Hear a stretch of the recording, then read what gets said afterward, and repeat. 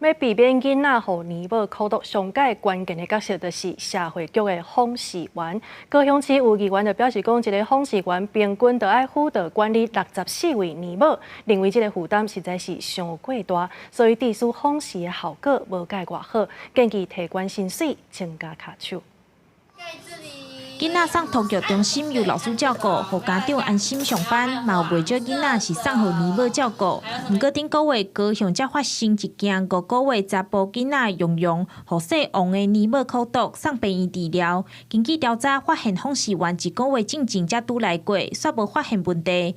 社会局也承认访视有疏忽，因为访视员是无定期到年幼厝内，若发现问题，就会要求两面改善。1个月了后会去复查。 那结果是什么？他们访视是没有异状吗？对，当下没有异状。哦，那我们可能是要加强一下这些访视员，可能要加强训练啦。如果是小朋友可能身上有发现一些不明的伤势的部分的话，那我们也会跟保姆确认孩子。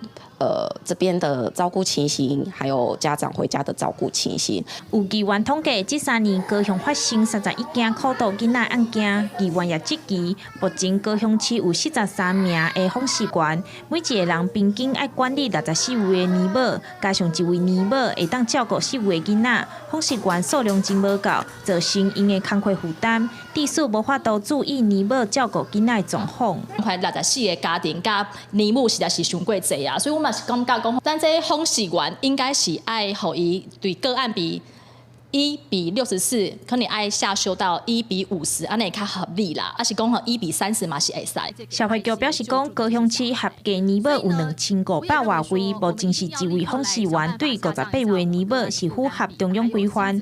未来社会局会由市府委办单位甲访视员3方做伙访视，会加强职业训练甲辅导访视员。记者钟义辉、顾朝阳高雄报道。